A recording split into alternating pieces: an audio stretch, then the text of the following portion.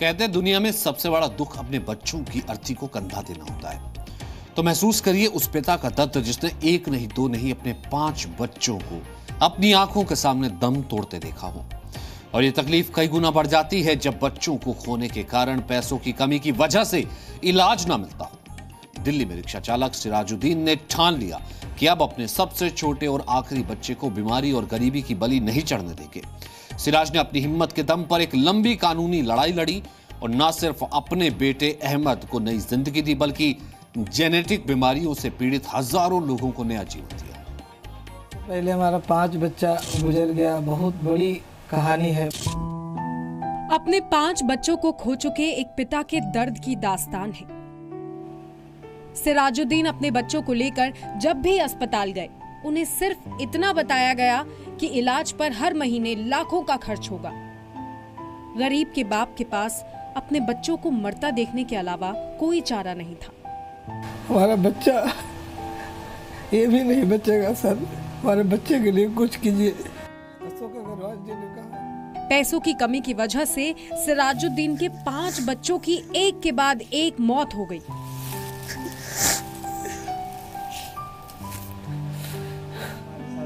सिराजुद्दीन को उस वक्त अपनी दुनिया उजड़ती हुई नजर आई जब उन्हें ये पता चला कि उनकी आखिरी संतान अहमद भी गौचर नाम की जेनेटिक बीमारी से पीड़ित है।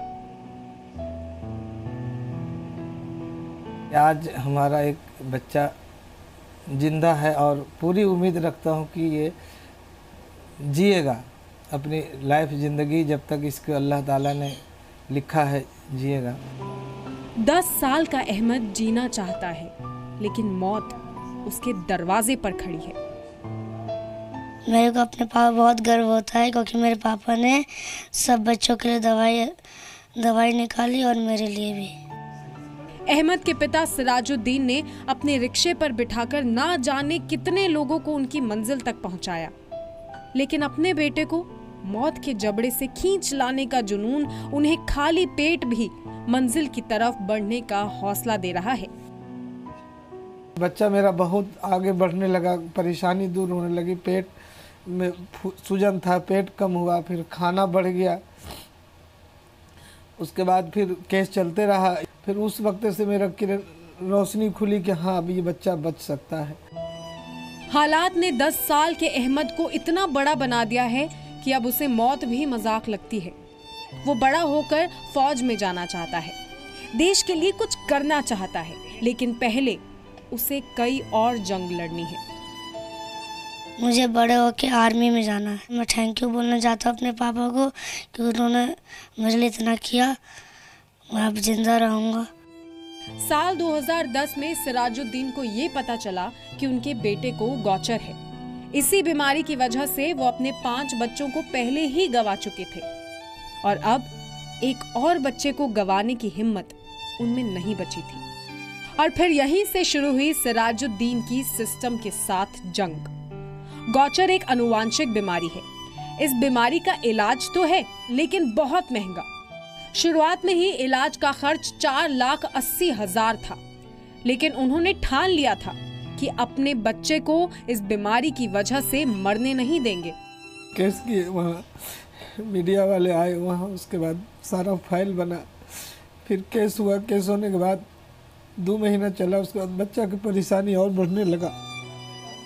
प्रधानमंत्री के दफ्तर से लेकर दिल्ली सरकार सबके चक्कर काटे, लेकिन किसी ने उनकी मदद के लिए हाथ नहीं बढ़ाया। और तब उन्होंने अदालत का दरवाजा खटखटाया। कानूनी लड़ाई लड़ते वक्त उन्हें यह एहसास हुआ कि देश में ऐसे हजारों बच्चे हैं जो सिर्फ और सिर्फ इसलिए मर जाते हैं क्योंकि आनुवांशिक बीमारियों का इलाज बहुत महंगा है। इसीलिए उन्होंने एक अहमद की लड़ाई को तमाम ऐसे बच्चों की लड़ाई बना दिया। वो जब मेरे पास आया तो एक बार मैं भी सोच में पड़ गया कि 4,80,000 जो है वो कैसे संभव हो सकता है पर मंथ और लॉन्ग लाइफ।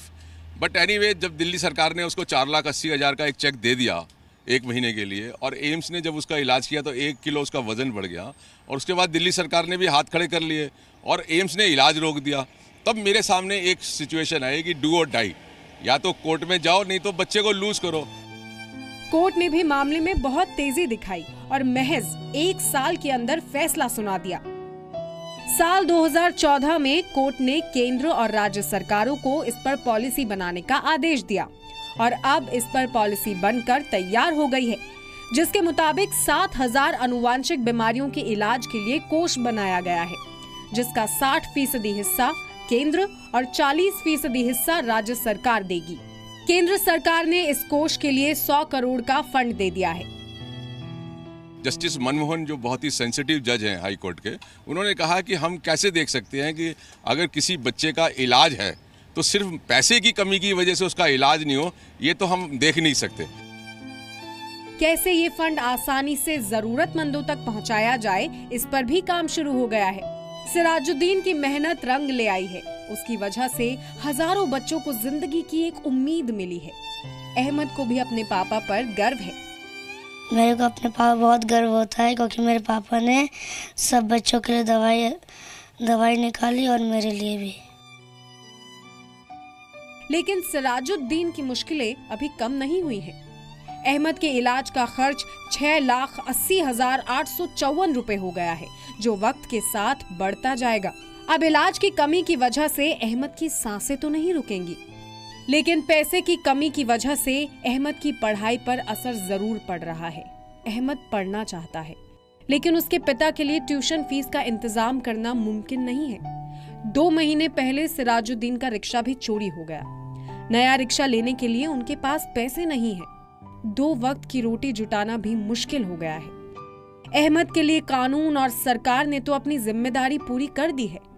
अब वक्त है हमारे और आपके आगे आने का, ताकि अहमद पढ़ सके, बीमारी और गरीबी से अपनी जंग जीत सके। इम्तिहानों से हरगिज न घबराना चाहिए, ऐसे में तो सिर्फ खुद को आजमाना चाहिए। और इस बात का मतलब क्या होता है, ये साबित किया है सिराजुद्दीन ने। उन्होंने सिर्फ अपने बेटे के लिए जिंदगी की जंग नहीं जीती है, बल्कि 7000 अनुवांशिक बीमारियों से पीड़ित बच्चों के लिए जिंदगी के नए दरवाजे खोले हैं।